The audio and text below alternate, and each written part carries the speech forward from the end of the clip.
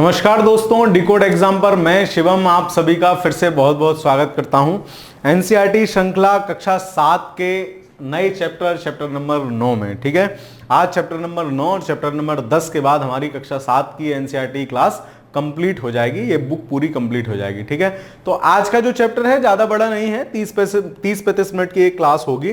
ठीक है, 9 चैप्टर है, क्योंकि मैं ये चाहता हूं कि एक क्लास में एक चैप्टर हो, आप लोग अच्छे से पढ़ सकें, उसको समझ सकें, दोबारा उसको और अच्छे से पढ़ सकें। ठीक है, चलिए खैर 9 चैप्टर है शीतोष्ण घास स्थलों में जीवन। जैसा कि पिछले चैप्टर से हमने देखा था कि चैप्टर नंबर 8, 9, 10 में हम क्या पढ़ेंगे कि जो पृथ्वी पर हमारे प्रमुख बेल्ट हैं, प्रमुख जो एरिया हैं, उन पर किस प्रकार का मानव जीवन है, किस प्रकार की वनस्पति है, किस प्रकार का उनका सिस्टम है। तो पिछले चैप्टर में हम पढ़ के आए थे उष्ण और उपोष्ण कटिबंधीय जो स्थल हैं उन पर मानव जीवन और उनकी अन्योन्य क्रिया, उनका पर्यावरण। चैप्टर 9 में हम लोग पढ़ रहे हैं शीतोष्ण घास स्थलों में जीवन, है ना। शीतोष्ण प्रदेश आपको पता होना चाहिए कहां होते हैं, तो शीतोष्ण प्रदेश हम उसको कहते हैं, अगर ये मेरी पूरी पृथ्वी है तो 23.5 डिग्री से या 45 डिग्री से 66.5 डिग्री के बीच का जो एरिया होता है, इसको मैं क्या कहता हूं, इसको मैं कहता हूं शीतोष्ण प्रदेश। ये उत्तरी अक्षांश में भी और दक्षिणी अक्षांश में भी पाया जाता है। ठीक है, चलिए देखते हैं क्या। ठीक है, चलो शुरुआत करते हैं। जिन स्थानों पर पेड़ ही मुख्य वनस्पति होते हैं उन्हें हम वन कहते हैं। वाह, मतलब वन की परिभाषा देखो, आपसे कोई क्या वन की परिभाषा बताओ भाई साहब, इससे बढ़िया क्या परिभाषा हो सकती है। जिन स्थानों पर पेड़ ही प्रमुख वनस्पति होते हैं उन्हें हम क्या कहते हैं, उन्हें हम वन कहते हैं। इसी प्रकार जिन प्रदेशों के पादप जीवन में प्रमुखता घास की अधिकता होती है उसे घास स्थल कहते हैं, है ना। तो जहां जो है वन प्रमुख वनस्पति है उसको क्या कह रहे हैं, वन कह रहे हैं। जहां घास प्रमुख उसमें है उसको क्या कहते हैं, घास स्थल कहते हैं। आगे चलते हैं, उसे घास स्थल कहते हैं। पृथ्वी की सतह का लगभग 1/4 हिस्सा घास स्थल है, मतलब लगभग पूरा जो एरिया है ना उसका 1/4 पर क्या है, घास स्थल है। यहां पनपने वाले पौधे एक प्रकार की जलवायु एवं मिट्टी पर निर्भर करते हैं, है ना। क्यों, क्योंकि वहीं क्यों घास हो रही है, क्योंकि वहां की जलवायु और मिट्टी उस प्रकार की है। घास स्थल के निर्माण में जलवायु की महत्वपूर्ण भूमिका होती है। घास स्थल का किसी भी चीज के निर्माण में जलवायु की महत्वपूर्ण भूमिका होती है। इसलिए आमतौर पर जलवायु के आधार पर विश्व के घास स्थलों को 2 प्रमुख श्रेणियों में बांटा जाता है, शीतोष्ण प्रदेश के घास स्थल और उष्ण कटिबंधीय घास स्थल। ठीक है, अब आपको शीतोष्ण प्रदेश, उष्ण कटिबंधीय प्रदेश, इनमें कंफ्यूजन नहीं होना चाहिए, है ना, क्योंकि हम कक्षा 6 में भी पढ़ते हुए आए हैं और मैं आपको पिछली क्लास में भी बता दिया था, फिर से एक बार बता दिया है। ठीक है, चलो तो ये क्या दिखाया, ये आपने प्राय ना अपने लैपटॉप की, जो पुराने लोग हैं 1990 की पैदाइश हैं या मतलब जिन्होंने कंप्यूटर शुरुआत में जब आए थे, तो जो जिन्होंने स्कूल में कंप्यूटर चलाना सीखा है उनके कंप्यूटर की स्क्रीन होती थी ये। ठीक है, तो ये और कुछ नहीं, ये प्रेयरी घास का मैदान है। ठीक है, अब अगर कहीं देखो तो कह देना अरे ये तो प्रेयरी घास का मैदान है। खैर चलो, तो प्रेयरी पहला कौन सा मैदान आ गया आपका, प्रेयरी। उत्तरी अमेरिका के शीतोष्ण घास स्थलों को प्रेयरी कहते हैं। अब उत्तरी अमेरिका में सर शीतोष्ण घास स्थल ही क्यों मिल रहे हैं, क्यों, क्योंकि उत्तरी अमेरिका की जो महाद्वीप की स्थिति है वो स्थिति किस प्रकार की है कि वो प्रायः शीतोष्ण प्रदेश में ही उसकी लोकेशन है। ठीक है, मतलब जो उसका एरिया है वो उसी एरिया में जाकर पड़ता है। ठीक है, तो आपको पहली चीज ये पता होना चाहिए, उत्तरी अमेरिका के मैदान पाए जाते हैं, घास स्थल हैं, शीतोष्ण हैं, वो प्रेयरी हैं, है ना। ये हमने पहले भी किसी चैप्टर में आपको सारी एक लिस्ट थी कि भाई कौन कौन से मैदान कहाँ कहाँ पाए जा रहे हैं, है ना। कहाँ पंपास कह रहे हैं, अर्जेंटीना में कह रहे थे, कहाँ उनको प्रेयरी कह रहे हैं, कहाँ बेल्ट कह रहे हैं। ठीक है, बेल्ट कहाँ कह रहे हैं, तो बेल्ट था दक्षिण अफ्रीका में। ठीक है, इस तरीके से आपको पता होना चाहिए, कहाँ डाउन्स कह रहे हैं। तो ये समतल, मंद तथा ढलान पहाड़ियों वाले प्रदेश हैं जहां पेड़ कम तथा घास अधिक होती है। वास्तव में घास विशाल क्षेत्र है, अधिकांश भागों में प्रेयरी वृक्ष रहित हैं। ठीक है, मतलब क्या है, प्रेयरी घास के मैदान है, उनमें वृक्ष तो नहीं है, परंतु निचले मैदानों के निकट नदी घाटियों के साथ साथ यहां वन भी पाए जाते हैं। मतलब थोड़े बहुत, वैसे सामान्यतः पूरा घास के मैदान है देखो, लेकिन आप जब नदी किनारी घाटी में चले जाओगे तो वहां क्या है, वहां कुछ मात्रा में वन भी पाए जा रहे हैं। 2 मीटर तक की ऊंची घास यहाँ के भूदृश्य की प्रधानता है। वास्तव में यह घास का सागर है ना। अब आपसे यहीं से सवाल पूछ ले, घास का सागर निम्नलिखित में से किस मैदान को कहा जाता है, तो प्रेयरी घास के मैदान को कहा जाता है। ठीक है, मतलब फैक्ट टू बी रिमाइंड, याद रखने जैसा तथ्य है कि प्रेयरी घास के मैदान को कहा जाता है घास का सागर। ठीक है, घास का सागर, और है कहां, उत्तरी अमेरिका महाद्वीप में। चलिए ये देखो, ये दिखाया गया है। ये जब आप पूरा उत्तरी अमेरिका महाद्वीप देखोगे तो ये जो मैं बना रहा हूं, मेरे में हल्के कलर से दिया है ना, आपको बना के बता दे रहा हूं। ये पूरा क्या है, ये पूरा प्रेयरी घास का मैदान है, ठीक है, प्रेयरी घास का मैदान है। यानी इधर से इसकी सीमा किससे हो गई, रॉकी पर्वत से, इधर से किससे हो गई, एपलेशियन पर्वत से, ऊपर की तरफ से किससे हो गई, जो पंच झील है मेरी, 5 लेक हैं, सुपीरियर, मिशिगन, फिर ह्यूरॉन, फिर इरी और ओंटारियो, जो 5 झीलें हैं, उनसे इसकी ऊपर वाली सीमा बनती है, ठीक है। अब आप इस मैप में देख पा रहे होंगे, आप इसमें तो क्लियर आपको यहां नहीं दिख रहा होगा, आप अपनी बुक में देखते चलिएगा। ये इधर लेब्राडोर सागर है, ऊपर ब्यूफोर्ट सी है, ठीक है, इधर बिस्के की खाड़ी है ना, बिस्के की खाड़ी है, ये साल्ट लेक है, प्रशांत महासागर आपको पता ही है, ये मैक्सिको की खाड़ी है, ठीक है, और ये हडसन की खाड़ी है। ये बेसिक चीजें आपको पता होना चाहिए। 7th क्लास की किताब में, 7th क्लास की बुक में मैप दिया है, मतलब आप कंपटीशन में हैं, आपसे कक्षा 12 तक के सामान्य अध्ययन की आपसे क्या किया जाता है, माना जाता है कि आपको चीजें पता होंगी, तो आपको ये तो पता ही होना चाहिए। प्रेयरी पश्चिम में रॉकी पर्वत हमने देख लिया, पूर्व में ग्रेट लेक्स, यही ग्रेट लेक ऊपर वाली हैं से घिरे हुए हैं। उत्तरी अमेरिका का मानचित्र देखिए, आप देखेंगे कि प्रेयरी संयुक्त राज्य अमेरिका एवं कनाडा के कुछ भागों तक फैले हुए हैं। क्यों? क्योंकि ये जो लाइन है ना, ये जो लाइन है, इसके नीचे कनाडा है, इसके नीचे अमेरिका है, इसके ऊपर कनाडा है, तो कनाडा के भी कुछ भाग में फैले हुए हैं प्रेयरी घास के मैदान, यही आपसे कह रहे हैं, ठीक है।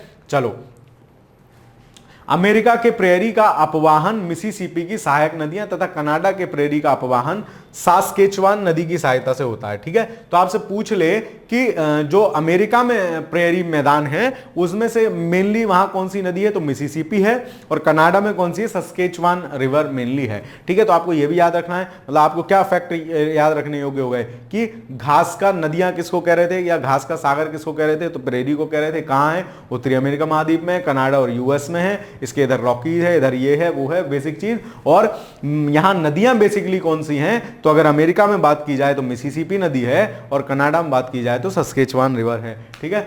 चलिए अब देखो, अब जलवायु की बात हो रही है ना। ये दिया है प्रेयरी घास के मैदान अमेरिका के मूल निवासी जिन्हें रेड इंडियन कहा जाता था का निवास स्थान रहे हैं। वे लोग इस महाद्वीप के वास्तविक निवासी थे। प्रेयरी अन्य आदिवासियों जैसे अपाची, क्रो, क्री तथा पानी का भी निवास स्थल रहे हैं, ठीक है। तो आप सब यही जनजातियां देके पूछ ले, आप इस प्रकार के एक रास्ते से गुजर रहे हैं जहां आपको निम्न प्रकार की जनजातियां मिल रही हैं, रेड इंडियन, अपाची, क्रो, की, पानी, तो आप निम्नलिखित में से किस एरिया में हैं, ठीक है। तो आपको दे देगा किस एरिया में हैं आप, तो आपको पता होना चाहिए आप प्रेयरी मैदान से होकर गुजर रहे हो। प्रेयरी मैदान कहां है, उत्तरी अमेरिका महाद्वीप या अमेरिका और कनाडा में, ठीक है। चलो, चिनूक की बात चल रही है। चिनूक हम पहले भी पढ़ चुके हैं। चिनूक क्या है, गर्म पवन है जो शीत ऋतु में बहती है। भाई साहब, गर्म पवन है लेकिन बह कब रही है, शीत ऋतु में बह रही है, और शीत ऋतु में बहेगी तो क्या करेगी, टेम्परेचर को क्या करेगी, बढ़ा देगी, ठीक है। मतलब अगर 10 डिग्री था तो 12 डिग्री 15 डिग्री कर दिया, क्योंकि प्रकृति इसकी कैसी है, गर्म हवा है, ठीक है। तथा कम तापमान, कम समय में ही तापमान को बढ़ा देती है, और तापमान में वृद्धि के कारण क्या होगा, बर्फ पिघलेगी एवं पशुओं को चरने के लिए चारागाह या घास उपलब्ध हो जाएगी, ठीक है। चलो, जलवायु, ये भी इसी एरिया में चलती है। अब यहाँ की जलवायु की बात चल रही है। यहाँ जलवायु कैसी है, महाद्वीप के मध्य स्थित होने के कारण यहाँ चरम तापमान वाली महाद्वीपीय जलवायु होती है। ग्रीष्म ऋतु में तापमान लगभग 20 डिग्री सेंटीग्रेड होता है, जबकि शीत ऋतु में कनाडा के विनिपेग में तापमान हिमांक से 20 डिग्री सेल्सियस से भी कम हो जाता है। तो ये बात हो रही है कि भाई साहब एक्सट्रीम, मतलब वहां की एक्सट्रीम लेवल की वहां जलवायु है ना। 20 डिग्री मतलब वहां का एक्सट्रीम टेम्परेचर, तो वहां गर्मियों में एक्सट्रीम टेम्परेचर है और जाड़ों में भी एक्सट्रीम है, माइनस में एक्सट्रीम है, -20 है ना, दर्ज किया गया। शीत ऋतु में यह प्रदेश बर्फ की एक मोटी परत से ढका रहता है। अरे अपने फ्रिज का ही टेम्परेचर देख लो, 0 डिग्री पे पूरा बर्फ का वो कैसे पूरा फ्रीजर में पूरा बर्फ जम जाती है, तो ये तो -20 की बात चल रही है।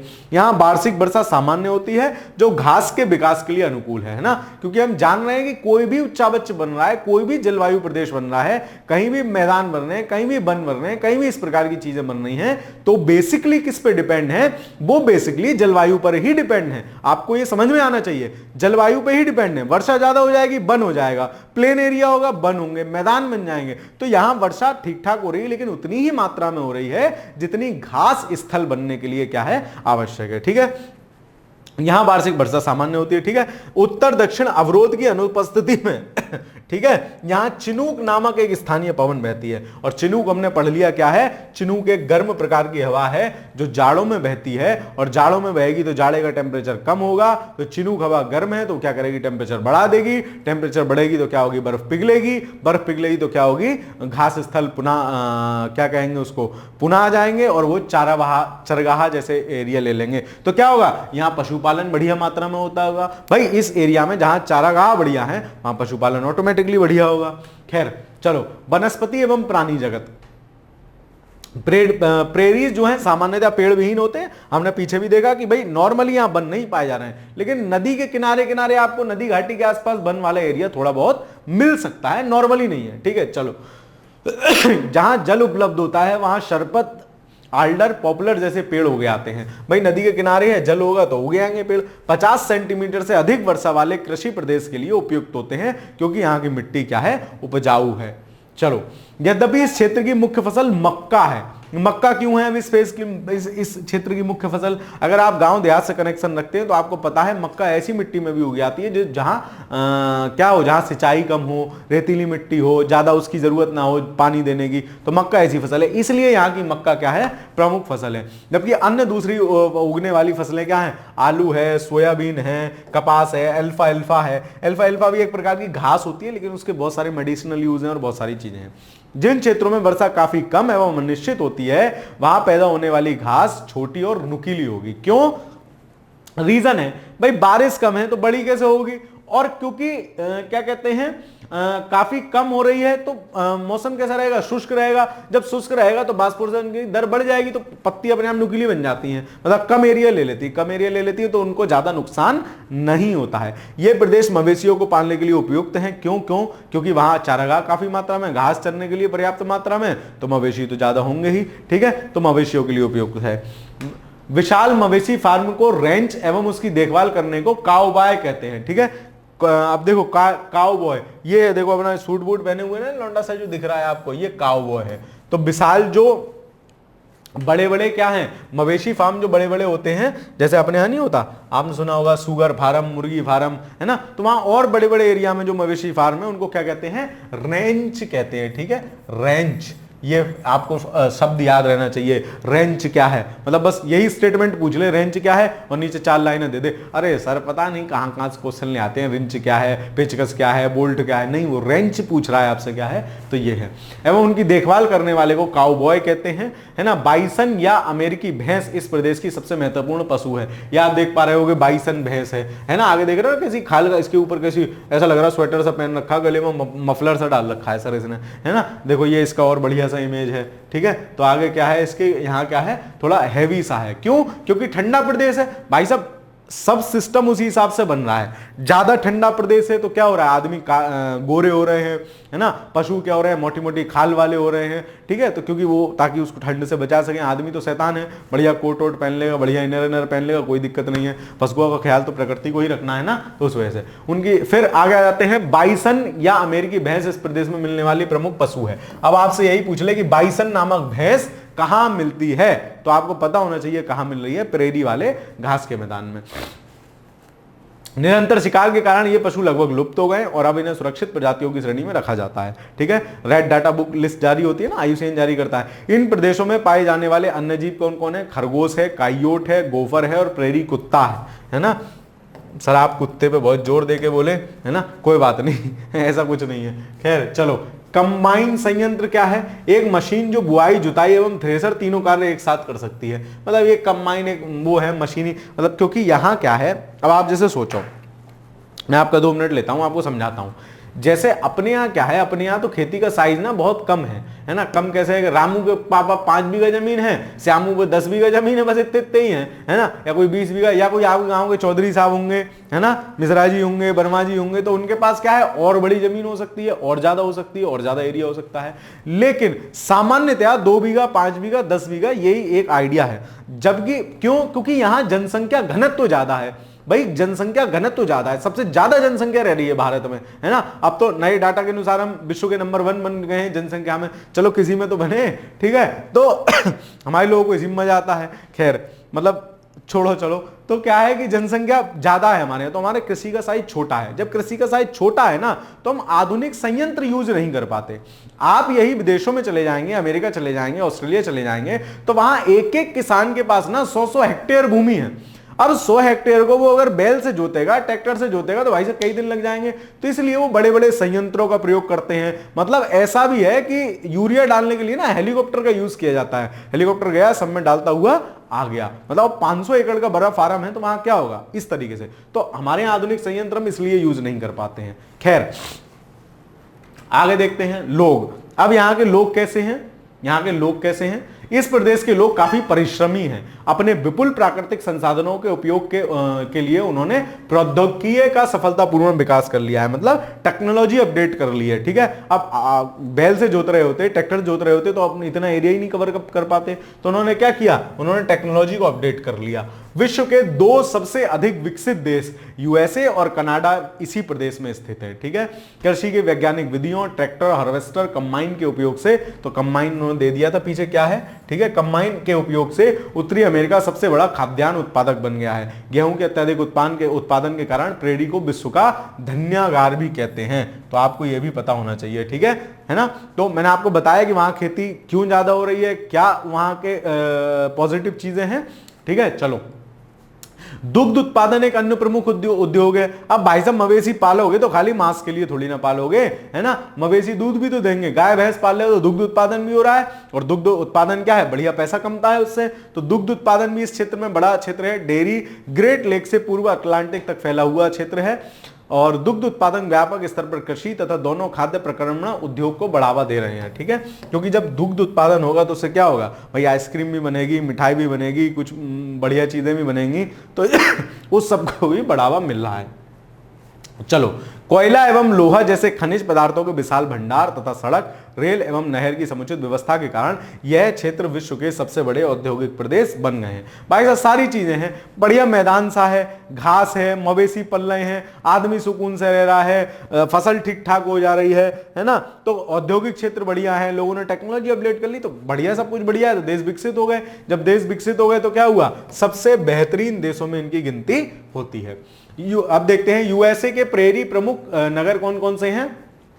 प्रेरी घास के मैदान के आसपास कौन कौन से प्रमुख नगर हैं, मैप में आप देखने की कोशिश करिएगा। शिकागो, मिनियापोलिस, इंडियानापोलिस, कनलास, डेनवर, है ना। कनाडा के प्रेरी के सम्मुख एडमोंटन, सेस्काटून, कैलिगरी और विनिपेग हैं। ये प्रमुख उनके शहर दिए हैं जो प्रेरी घास के मैदान के आसपास हैं, बड़े औद्योगिक नगर हैं या किसी अन्य कारण से क्या है, फेमस है। ठीक है, चलो, तो ये अपना हो गया। लोग वहां कैसे हैं ये भी हमने देख लिया। चलिए आगे। अब आ गए बेल्ट, अफ्रीका के जो बेल्ट मैदान है वो आ गए। देखो ये अफ्रीका, पूरा अफ्रीका महाद्वीप है, और ये वाला जो है ये साउथ अफ्रीका एरिया है ना। साउथ अफ्रीका एरिया है, जोहान्सबर्ग इसकी राजधानी है। और यहां कौन से मैदान पाए जा रहे हैं, बेल्ट। ठीक है, ये भी घास के मैदान है। ठीक है, ये आप देखोगे 0 डिग्री रेखा है, और ये आप देखोगे 30 डिग्री रेखा है। तो 30 डिग्री के आसपास क्या है, ये शीतोष्ण घास के मैदान है। ठीक है, कुछ करके सीखें। किसी न किसी प्रकार की घास पृथ्वी के धरातल पर लगभग सभी जगह पाई जाती है। उन स्थानों के नाम बताइए जहां आपने घास को उगते देखा है। उदाहरण के लिए लान क्रिकेट, मतलब आपसे पूछ रहा है घास आपने कहां देखी है, किसी खोपड़ी पे थोड़ी उगते देखी होगी भाई, मैदान में उगते हुए देखी होगी, तो नॉर्मल सी बात है। ठीक है, चलो, तो अफ्रीका महाद्वीप है, इसमें बेल्ट घास के मैदान पाए जा रहे हैं। अब तक हम प्रेरी पढ़ चुके हैं। प्रेरी कहां थे, रिवीजन के तौर पर एक बार समझ लीजिए। प्रेरी घास के मैदान उत्तरी अमेरिका में थे, शीतोष्ण घास के मैदान कहलाते हैं, और उत्तरी अमेरिका के भी किंदो एरिया में थे।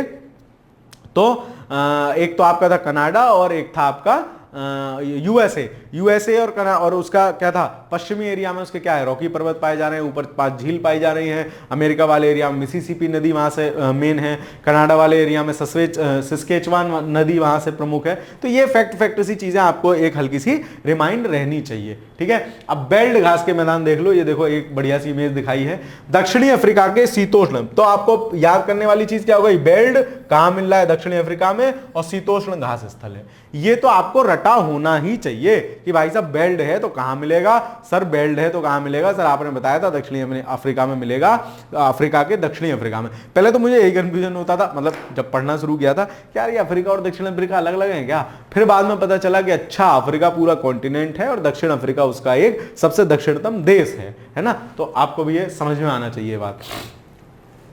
बेल्ट क्या है? बेल्ट 600 मीटर से 1100 मीटर तक की विभिन्न ऊंचाई वाले उर्मिल पठार हैं, है ना। हम उनको क्या कहते हैं? पठार कहते हैं, ठीक है, पठार हैं। यह ड्रैकेंसबर्ग पर्वतों से घिरा हुआ है। तो आपसे यह भी पूछा जा सकता है कि जो बेल्ट घास के मैदान हैं वो आसपास कौन से पर्वत हैं? ड्रैकेंसबर्ग पर्वत हैं। प्रेरी के आसपास कौन सा पर्वत है? रॉकी माउंटेन है, ठीक है, और इस साइड एप्लेशियन है। इसके पश्चिम में कालाहारी रेगिस्तान है, ठीक है। मतलब क्या हो गया? जैसे ये बेल्ट थे तो इसके पश्चिम में मतलब यहां क्या है? यहां कालाहारी मरुस्थल है, कालाहारी रेगिस्तान है, बोत्सवाना वगैरह में, इन सब कंट्रियों में है। इसके उत्तर पूर्व में क्या है? उच्च बेल्ट स्थित है जिसकी ऊंचाई कुछ स्थानों पर 1600 मीटर से अधिक है। अफ्रीका का मानचित्र देखिए, बेल्ट से घिरे देशों के नाम बताइए। ऑरेंज और लिम्पोपो नदी क्या है? इस प्रदेश की, इस एरिया को सिंचित कर रही है। भाई घास के लिए कुछ ना कुछ पानी तो चाहिए। जैसे वहां सस्केचवान और मिसिसिपी नदी थी, कहां? प्रेरी में। वहीं बेल्ट के लिए कौन सी नदी है? आपकी लिम्पोपो और ऑरेंज रिवर हैं, जो बेल्ट वाले एरिया को क्या कर रही हैं? सिंचित कर रही हैं। यहां की जलवायु कैसी है?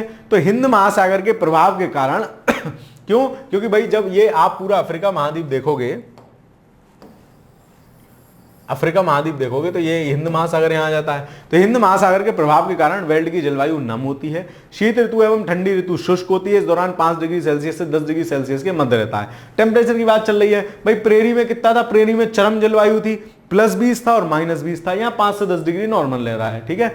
एवं जुलाई में सबसे अधिक ठंडा महीना होता है।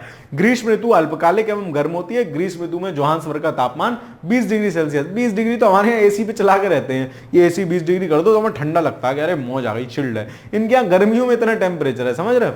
चलो, बेल्ट क्षेत्र में वर्षा नवंबर से फरवरी के बीच ग्रीष्मकालीन महीनों में होती है। ये एक स्टेटमेंट के तौर पे आपसे बात पूछी जा सकती है ना। बेल्ट के विषय में दे दे, बेल्ट के विषय में निम्नलिखित में से क्या कथन सत्य है ना। आपको वहां का टेम्परेचर दे देगा कितना रहता है, वहां का एरिया दे देगा क्या है, वहां की रिवर्स दे देगा कौन कौन सी। तो जो चीज मैं बोल रहा हूं ना वो फैक्ट के तौर पर आपको याद होनी चाहिए। शॉर्ट नोट्स बनाते समय भी इन चीजों को आप मेंशन करेंगे, ठीक है। या फिर आपसे पूछ ले कि वहां वर्षा किस समय में होती है, तो नवंबर से फरवरी के बीच होती है।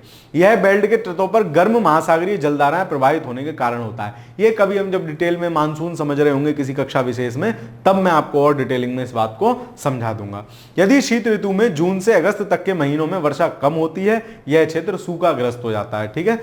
चलो, नॉर्मली वर्षा जो हो रही है नवंबर से फरवरी के बीच हो रही है। बाकी जून जुलाई में भी हल्की बहुत शीतकालीन वर्षा होती है, क्योंकि उस समय वहां शीत है ना। क्यों? क्योंकि सूर्य महाराज कहां है? सूर्य महाराज ऊपर हैं उस समय। जून में कहां है? ऊपर हैं। ऊपर कहां? मकर रेखा के अपने मतलब 23.5 डिग्री उत्तरी अक्षांश के आसपास हैं। तो नीचे क्या होगा? नीचे ठंड होगी, तो इसीलिए इस समय वहां शीत ऋतु हो रही है, ठीक है। वनस्पति और प्राणी जगत देख रहे, तेंदुआ ओ हो भाग रहा है, तो उसकी बात चल रही है। यहाँ वनस्पति विरल है, मतलब दूर दूर वनस्पति है, क्योंकि वहां पेड़ वेड़ जैसे प्रेरी में नहीं पाए जा रहे थे, यहाँ भी नहीं पाए जाएंगे। विरल और सघन तो आप समझते होंगे ना। विरल मतलब जैसे मान लो कोई एरिया है और ये ऐसे करके, तो ये तो हो गया विरल। और मैं अभी इसमें और बहुत सारे बिंदु बना दूं तो ये कैसा हो गया? ये सघन हो गया। तो ये विरल सघन ये होता है। तो वनस्पति एवं प्राणी जगत, यहाँ वनस्पति विरल है। अधिकतर स्थल घास से ढके हुए हैं। क्यों? क्योंकि घास ही घास है। लाल सागर बेल्ट की झाड़ियों में पैदा होती है। मतलब बेल्ट को भी कभी गुस्सा आता होगा ना, तो कहता होगा ऐसा ढक दूंगा, ऐसा ढक दूंगा। किसी ने सोची ना होगी। चलो खैर, ये हमारे एक फेमस यूट्यूबर का डायलॉग है। तो यहाँ क्या है?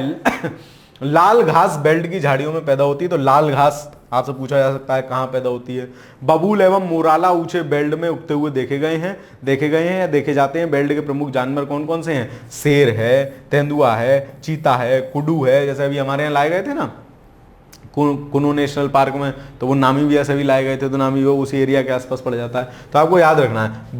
और पेड़ कौन से हैं? बबूल और मारोला, ठीक है। तो बबूल और मारोला यहाँ के प्रमुख पेड़ हैं, है ना। और जो प्रमुख जानवर हैं वो ये हैं। चलो आगे देखते हैं निवासी यहाँ के कैसे हैं। तो बेल्ट पशुपालन एवं खनन के लिए प्रसिद्ध है, ठीक है। किसके लिए प्रसिद्ध है बेल्ट? पशुपालन क्यों हो रहा है? क्योंकि वहां घास स्थल है, घास है, क्योंकि चारागाह चाहिए। भाई पशु आप पाल रहे हो, मवेशी आप पाल रहे हो, तो उनको कुछ खिलाओगे ना, हवा थोड़ी ना खिलाओगे, कागज थोड़ी ना खिलाओगे, तो उनको खिलाने के लिए क्या चाहिए? चारागाह चाहिए। जैसे आप हमने अपने आसपास देखा होगा, देहात में तो काफी रहते हैं, लेकिन आप शहर में रह रहे हैं तो अगर आपके आसपास कोई डेयरी है तो वो डेयरी वाला सुबह सब अपनी गैया भैंसियों को लेके जाता है, बढ़िया चरा के लेके आता है, बाहर टहला के लेके आता है। तो उसी प्रकार से है।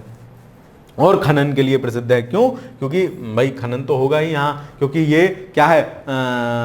खनिजिक रूप से एक समृद्ध एरिया है ना, खनिज रूप से एक समृद्ध एरिया है। बेल्ट की मिट्टी अत्यधिक उपजाऊ नहीं होती है, भाई नहीं होती है तभी तो घास उग रही खाली, और कुछ नहीं उग रहा, वरना बढ़िया कुछ और उगा रहे होते।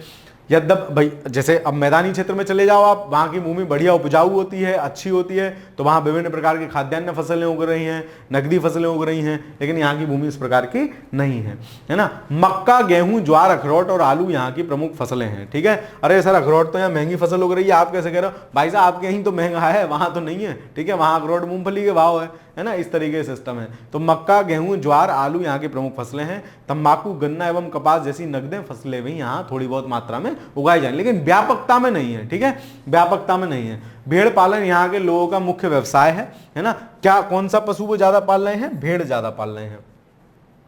भेड़ मुख्यतः ऊन के लिए ही पाली जाती है, ठीक है। आप भेड़ पाल रहे हैं, भाई भेड़ का दूध थोड़ी ना बेचोगे, ठीक है, क्योंकि वो उतना देती नहीं है बेचने लायक, तो चराने के लिए उसके लिए मैदान है बढ़िया, है ना, और उस पे से हम क्या कर रहे हैं, उस पे से हम ऊन उतार ले रहे हैं और उस ऊन को बेच रहे हैं, ठीक है। इससे बेल्ट में ऊन उद्योग, अब जब भेड़ ज्यादा है तो वहां क्या होगा, ऊन का उद्योग डेवलप हो जाएगा, ऊन का उद्योग विकसित हो जाएगा। मेरिनो भेड़ एक लोकप्रिय प्रजाति है, यहां एक मेरिनो भेड़ पाई जा रही है, जो क्या है, एक लोकप्रिय प्रजाति है। तो आपको पता होनी चाहिए, मेरिनो भेड़ आपसे पूछ ले मेरिनो भेड़ कहां पाई जा रही है, तो जी बेल्ट वाले मैदानी एरिया में पाई जाती है।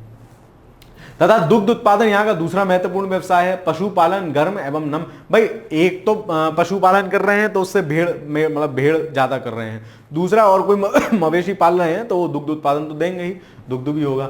पशुपालन गर्म एवं नम प्रदेशों में किया जाता है एवं मक्खन, चीज जैसे दुग्ध पदार्थों का उत्पादन घरेलू उपयोग एवं निर्यात के लिए किया जाता है, ठीक है। जब दुग्ध उत्पादन होगा तो मक्खन भी बनेगा, चीज भी बनेगा, ये सब सिस्टम बनेंगे ही। बेल्ट में खनिज प्रचुर मात्रा में है, मैं आपसे पहले भी कह रहा था, खनिज यहाँ प्रचुर मात्रा में है। आप देखोगे दक्षिण अफ्रीका में किम्बरले खान है, हीरे और सोने के लिए प्रसिद्ध है ना। तो इस प्रकार से खनिज यहाँ प्रचुर मात्रा में है। जिन स्थानों पर लोहा और कोयला उपलब्ध है वहां लोहा और इस्पात उद्योग विकसित हो गए। भाई जहां जो चीज उपलब्ध है उसी हिसाब से चीजें मेंटेन हो जाती हैं वहां, है ना। अब जैसे समुद्र किनारे है किसी, तो वहां क्या है, वहां एक्सपोर्ट वाले धंधे विकसित होते हैं। क्यों? क्योंकि वहां से एक्सपोर्ट करना आसान है ना। अब जहां लोहा और इस्पात वगैरह ये सब चीजें जहां खनिज पाए जा रहे हैं, वहीं अगर मैं फैक्ट्री डाल लूं तो मेरा फालतू का लाने ले आने का खर्चा बचेगा नहीं बचेगा, वहां से ज्यादा प्रॉफिटेबल होगा, इसलिए ऐसा वहां है। सोने और हीरे का खनन इस प्रदेश के लोगों का मुख्य व्यवसाय है। जोहान्सबर्ग को विश्व की स्वर्ण राजधानी भी कहा जाता है। तो आपसे फैक्ट के तौर पे पूछ ले कहीं, विश्व की स्वर्ण राजधानी किसे कहा जाता है? जोहान्सबर्ग को। किम्बरले हीरे की खान के लिए फेमस है, ये तो बहुत पूछा गया है, इतनी बार पूछा गया है, और जोहान्सबर्ग वाला भी दोनों, तो ये दोनों फैक्ट आपको पता होना चाहिए कहाँ है। अब इनसे पूछ ले कि यहाँ कौन से मैदान पाए जाते हैं, तो यहाँ बेल्ट मैदान पाए जाते हैं, है ना। भाई आपको अब मान लो कठिन सवाल बनाना है मुझे, तो मैं किस प्रकार कठिन सवाल बनाऊंगा? किम्बरले के संबंध में निम्नलिखित कथनों पर विचार कीजिए। यह खान विश्व में हीरे के क्या कहते हैं, हीरे के खनन के लिए प्रसिद्ध है। यह खान अफ्रीका महाद्वीप के दक्षिणी अफ्रीका में पाई जाती है। यह खान के आसपास बेल्ट मैदान पाए जाते हैं, ठीक है। तो इस तरीके से बेल्ट मैदान एक उष्ण कटिबंधीय घास के मैदान है। तो सर ये फैक्ट आप गलत बोल रहे हो, उष्ण कटिबंधीय नहीं है, शीतोष्ण कटिबंधीय है, ठीक है। तो इस तरीके से टफ क्वेश्चन भी यहां से इस प्रकार से बनाया जा सकता है। खैर, हीरा एवं सोने के खनन के कारण दक्षिण अफ्रीका तथा ब्रिटेन के बीच व्यापारिक संबंध स्थापित हुए एवं धीरे धीरे दक्षिण अफ्रीका ब्रिटेन का उपनिवेश बन गया। इस प्रचुर खनिज संपदा वाले प्रदेश में यातायात की सुविकसित व्यवस्था है, ठीक है। पैसा है, खनिज बढ़िया है, पैसा बढ़िया है। पैसा जब ज्यादा होता है तो हम क्या करते हैं, सबसे पहले देखो जब पैसा आता है तो आदमी रोटी का जुगाड़ करता है, फिर कपड़े का, फिर मकान का। रोटी कपड़ा मकान उसकी प्राइमरी वो है।